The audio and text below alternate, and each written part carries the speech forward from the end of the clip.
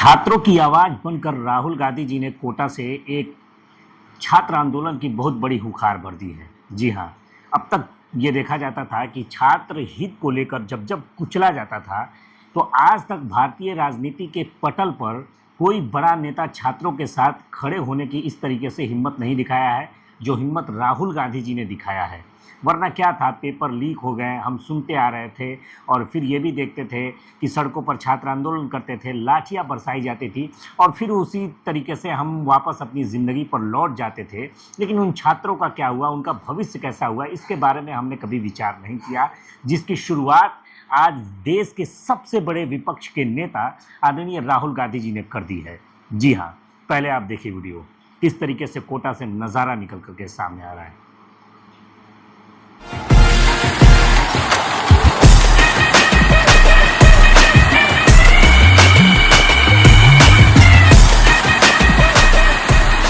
This meeting is not a political meeting. It is about discussing India's education system, what is wrong with India's education system, what needs to be corrected.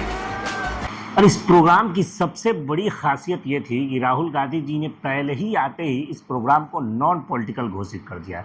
यानी यहाँ से, इस मंच से जो हमारा भविष्य है, छात्रों का भविष्य है, उसे कैसे सिक्योर किया जा सके, उसकी क्या खामियां है, उस पर तो चर्चा होगी। लेकिन हम यहाँ किसी का इस्तीफा नहीं मांगेंगे, हम यहाँ किसी को ब्लेम नहीं करेंगे, हम यहाँ किसी तरीके से सरकार से कोई डिमांड नहीं करेंगे।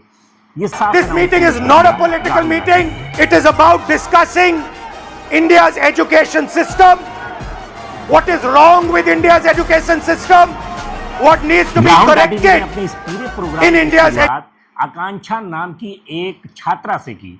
वो आकांक्षा जिसने अपने माता पिता को एक लेटर लिख करके आत्महत्या कर लिया, सिर्फ डिप्रेशन के कारण और हमारे एजुकेशन सिस्टम के कारण। आकांक्षा के साथ पूरी हमदर्दी जताते हुए उन्होंने ये भी कहा, आकांक्षा की मौत की जिम्मेदार आकांक्षा नहीं है और आकांक्षा के न ही उनके माता पिता है, बल्कि आकांक्षा के मौत के जिम्मेदार हिंदुस्तान का एजुकेशन सिस्टम है, जो सिर्फ और सिर्फ इस देश के चेंजी से, इस देश के नौजवानों से सिर्फ और सिर्फ धनुगाही कर रहा है और बदले में उन्हें कुछ भी नहीं दे रहा है। जी हाँ, पहले ये जान लेते हैं कि ये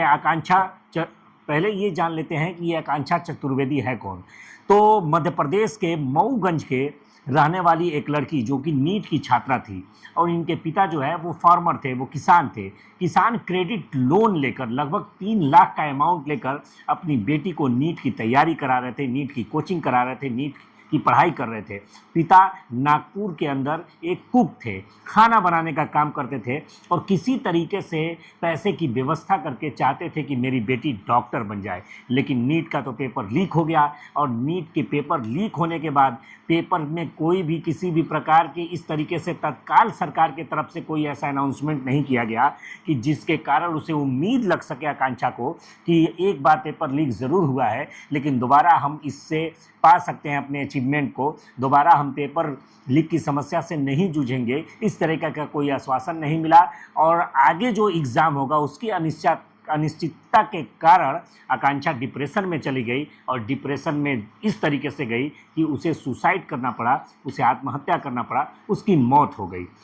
उसी को राहुल गांधी जी ने सबसे पहले अपने प्रोग्राम की शुरुआत में उसी आकांक्षा का जिक्र किया, उनके माता पिता का जिक्र किया और फिर एजुकेशन के अंदर क्या क्या खामियां हैं, कितनी बुराइयां हैं और किस तरीके से सिर्फ 5 एग्ज़ाम से इतने पैसे सरकार निकालती है कि उस 5 एग्ज़ाम के पैसे से सरकार के 5-5 मंत्रालय चलते हैं और बदले में सरकार छात्रों को क्या देती है, paper leak, paper leak, paper leak. देखिए पूरा वीडियो। डॉक्टर बनना चाहती थी।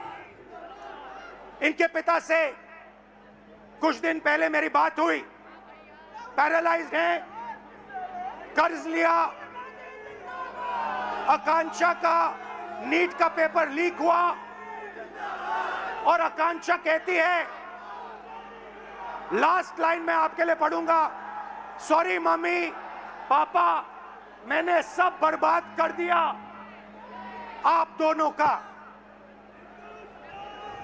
मैंने सब बर्बाद कर दिया आप दोनों का।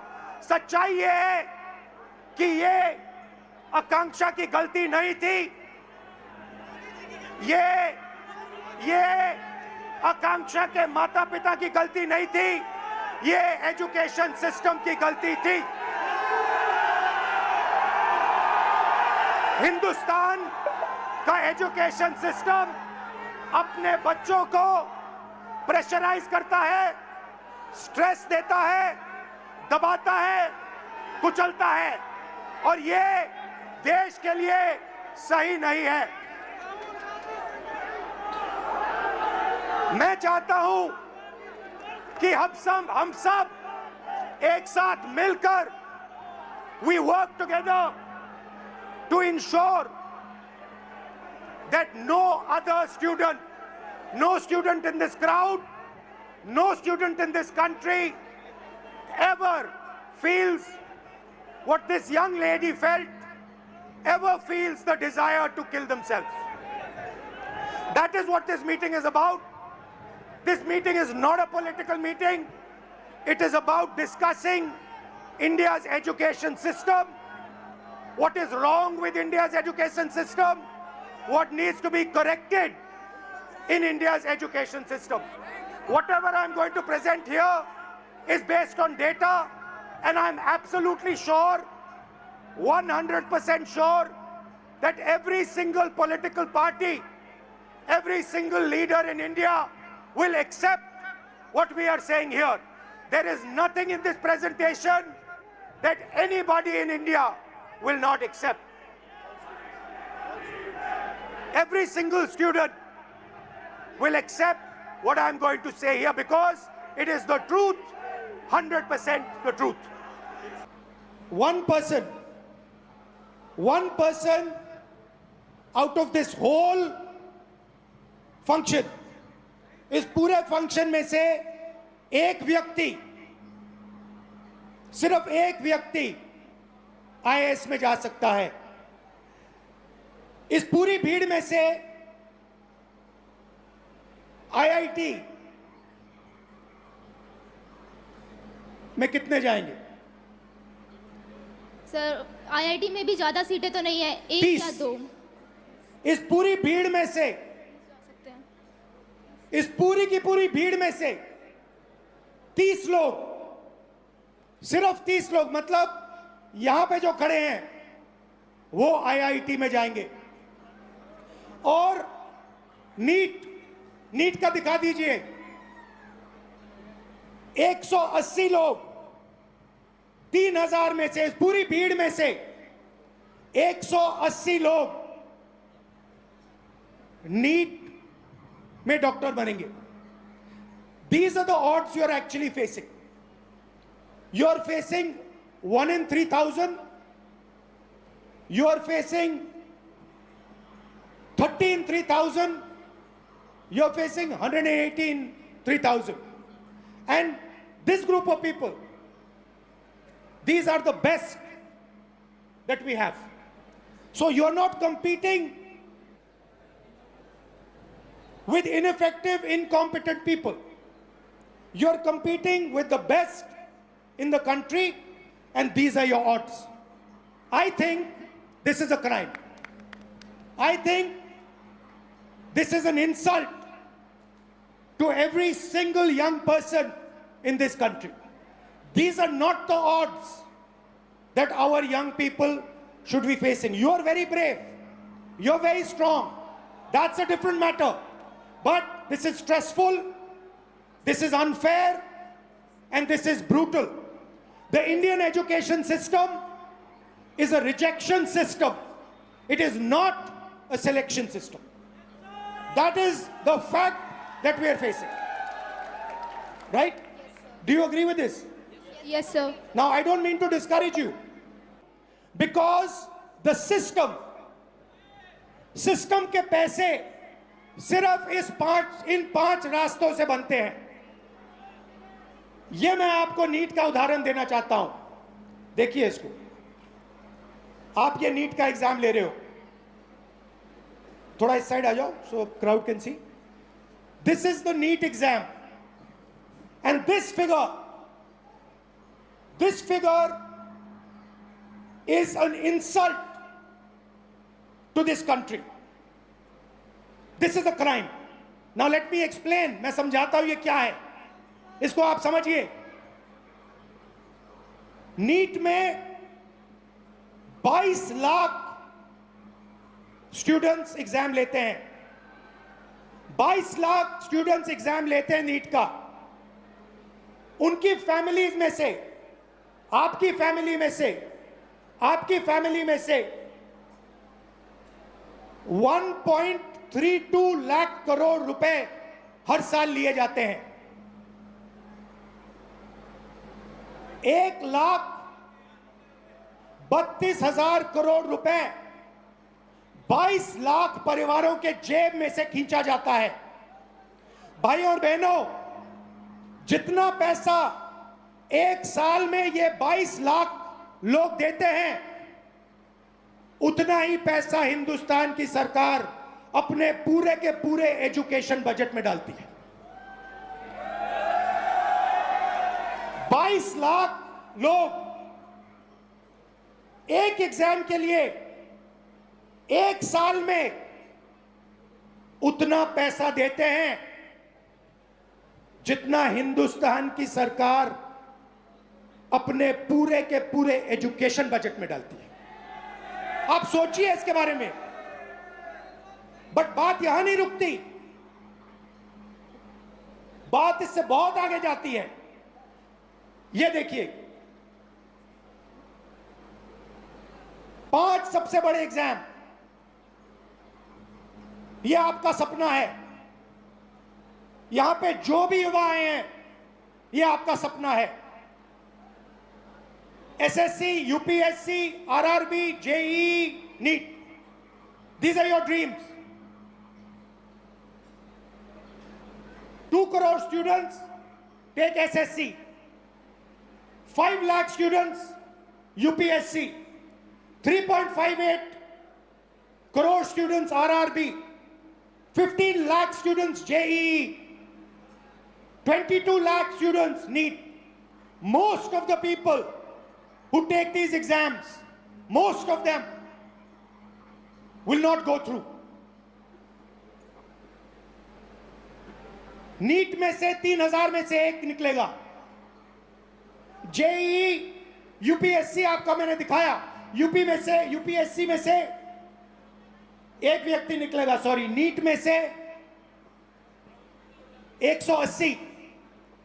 मगर पैसा देखिए, पैसा देखिए इन 5 एग्जाम्स का, अच्छी तरह देखिए.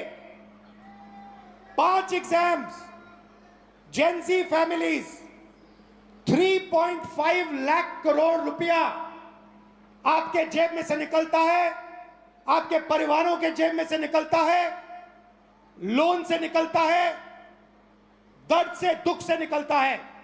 भाइयों और बहनों, जितना पैसा इन 5 एग्जाम्स में आपके परिवारों से निकलता है, उतना पैसा हिंदुस्तान की सरकार education budget, health budget, labour budget, science budget, women and child budget में डालती है.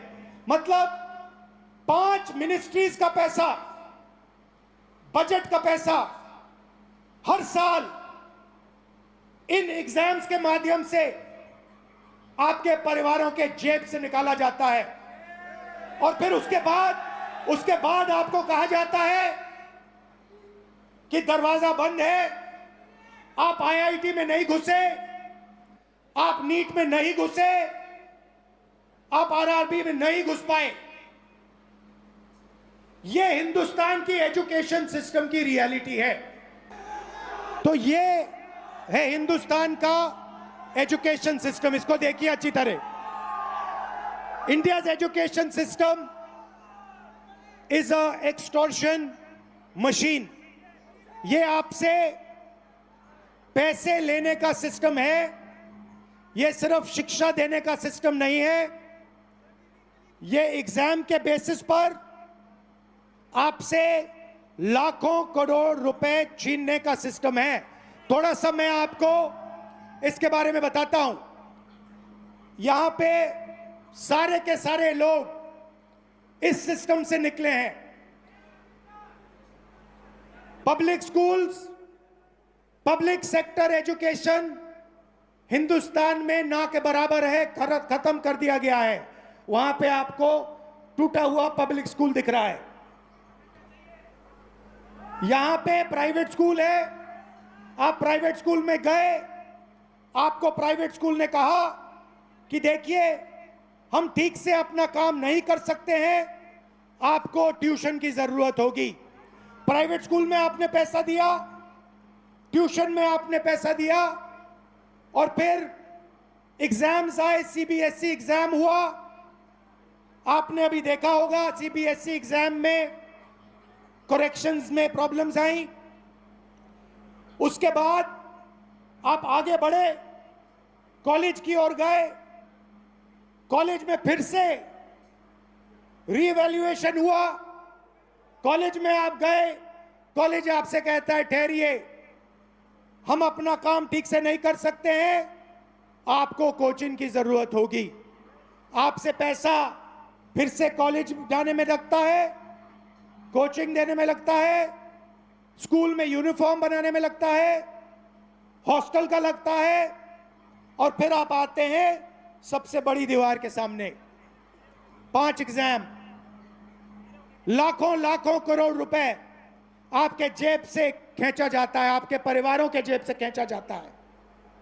प्रॉमिस क्या है?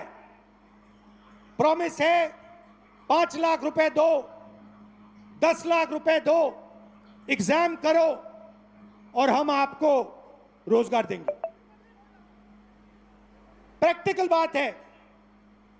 आज स्टेज पे जो लोग आए